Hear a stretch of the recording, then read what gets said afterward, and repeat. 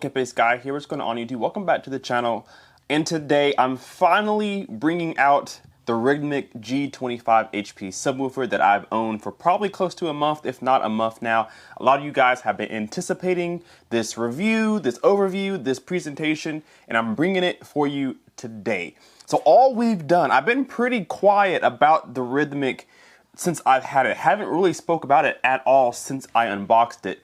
And for good reason. I've been spending a lot of time trying to dial this thing in and making sure that it's placed where I want it to be placed so that I'm getting the best bass that I can get in this room. So I have been spending more time than ever before dialing in my subwoofer with my system.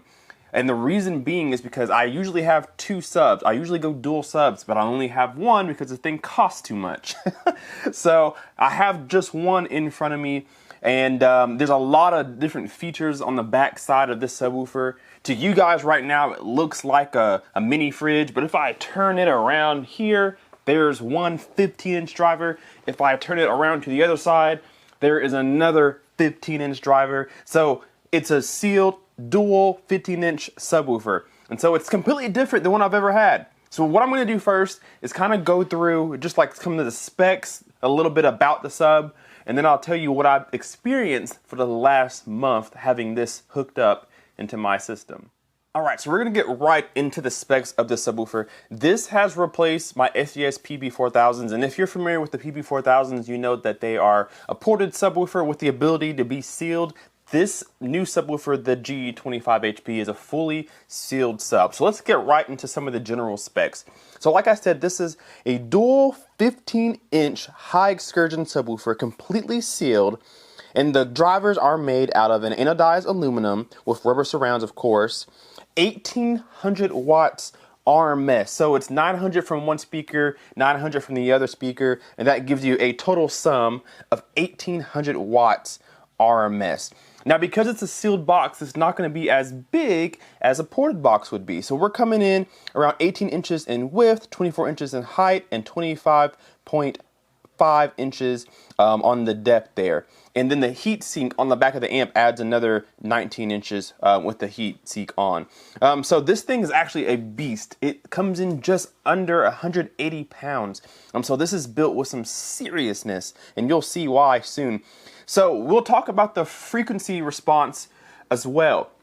So we'll get to the back plate because the amplifier is something that I want to show you guys, but the frequency response, it varies depending on how you want to set it up. So you can go down to 12 hertz with this sub, or you can change it to 14, or you can do it to 18. It really depends on what you're going to be using it for and how do you like to listen to your bass. And so we'll get to that in just a second, but full overall frequency response, it gets down to 12 hertz, which is something that was absolutely a must when I was looking for subs. It had to dig deeper than 20 hertz. This one goes down to 12 with some authority. And it's a flat frequency response. Being a sealed subwoofer, being a dual 15, and the Servo technology that we'll talk about, it is as flat can be in my room. Absolutely impressed with this.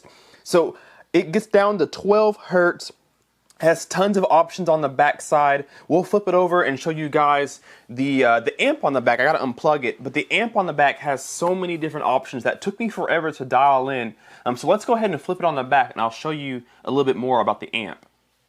Alright, so at first glance, this looks super busy and maybe even overwhelming if you don't know what you're looking at. But if you're familiar with SVS and the apps that they use for their subwoofers, this is actually really close to the same thing, just on the back plate of the amplifier. So let's kind of go through some of this. I'm not going to go through all of this in this video because it'll be over a lot of people's heads. If you really want to know more about this, let me know in the comment section below. I can dive deep into this, but I'm just going to go over the general stuff.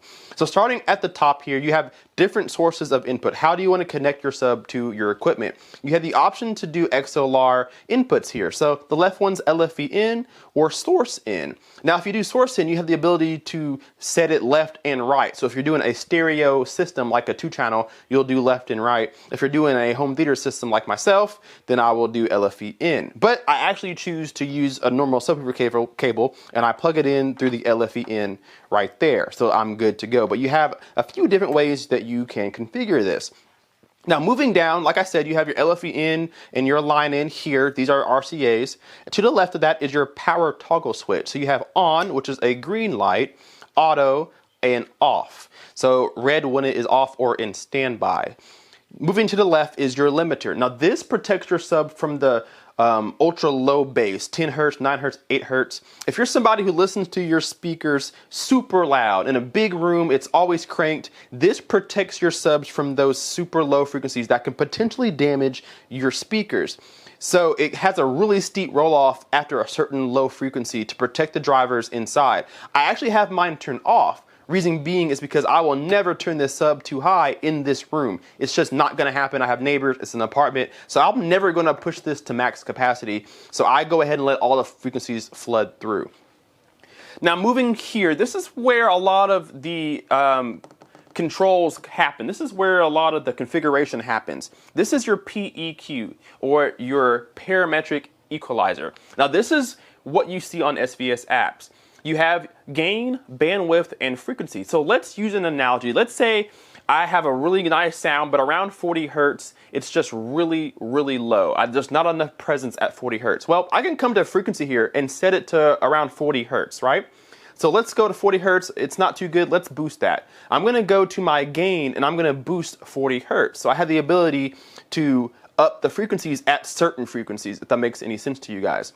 Now, bandwidth in the middle allows you to set how much around that frequency do you want to affect. So again, I set it to 40 hertz. It's not too good there. Turn the volume up at 40. How much on my bandwidth do I want that to affect frequencies around it? So the higher my bandwidth, the more the frequencies around 40 hertz will be affected. So instead of just 40 hertz being boosted, now 30 to 40 hertz can be boosted, or 30 to 50 hertz can be boosted, or maybe 35 to 45 hertz can be boosted. That's what bandwidth is telling me. How much around my center frequency do I want to affect? So one more time, let's say 40 hertz is a null, does not sound pretty good. I need to boost my 40 hertz. I'll come here, I'll set my frequency to 40 hertz. I'll come to my gain, I'll turn the volume up where I think it sounds good.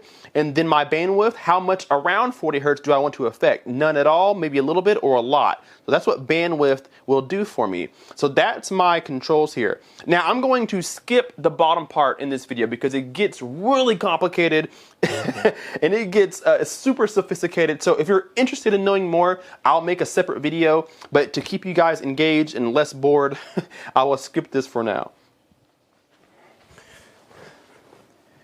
So how did I come to this sub? How did I end up running into this subwoofer? Well, I had some requirements. The number one requirement was that it had to be better than my previous subs. That's a no-brainer. There's no need to buy something new if it's not going to be better than what you had. So it had to be better, but in what way?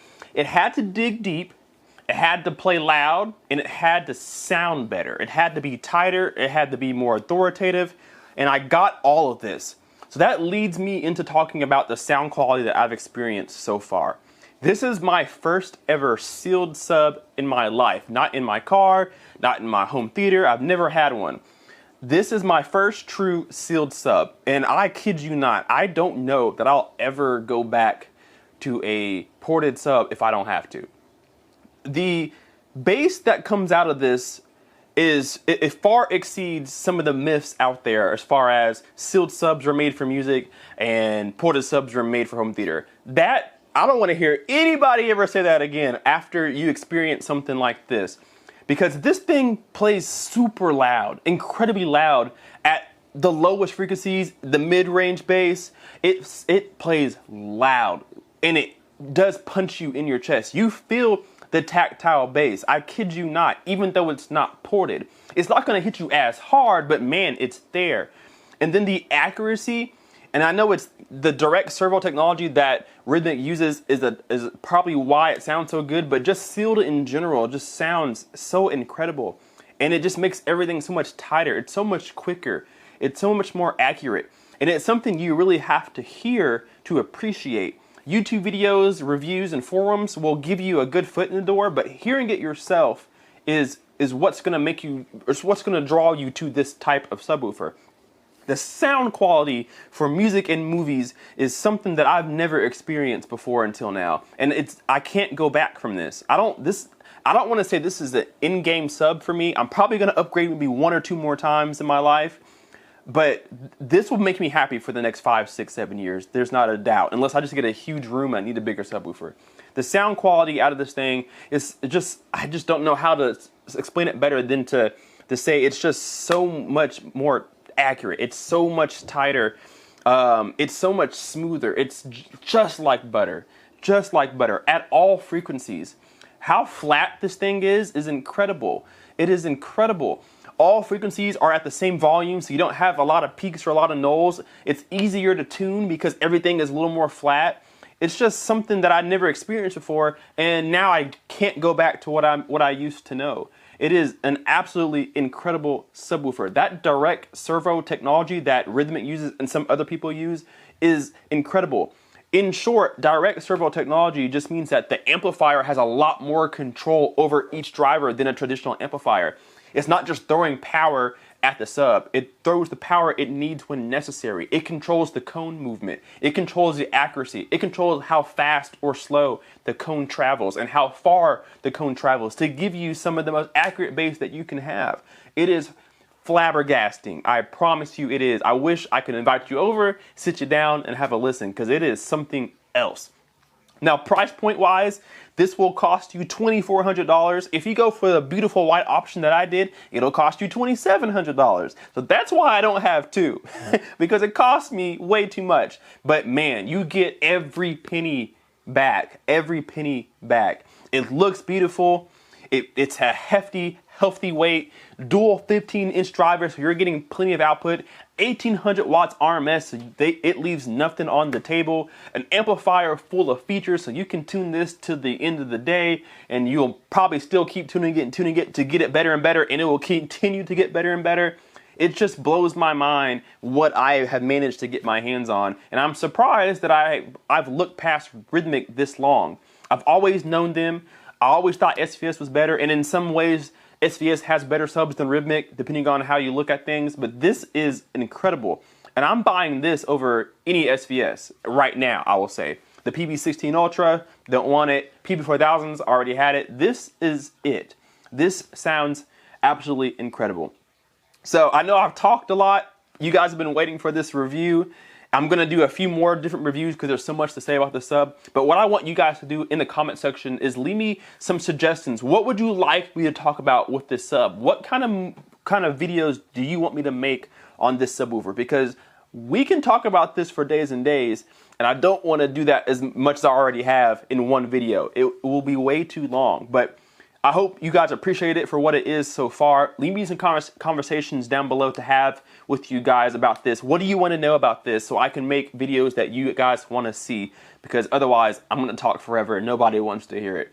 But to close, fantastic subwoofer. I need a second one because I need dual subs to have really tight, cohesive, even room bass. I need it. I miss it. It sucks. I hate it. But I'm doing what I can with this one. So I'll get another one sometime, maybe in the fall when I get some money, whatever the case is. But leave me a comment down below. Let me guys know what you think about this video. What videos do you want to see? Hit that like button and subscribe if you are not already. We will see you in the next video. K-Bass Guy out. Peace.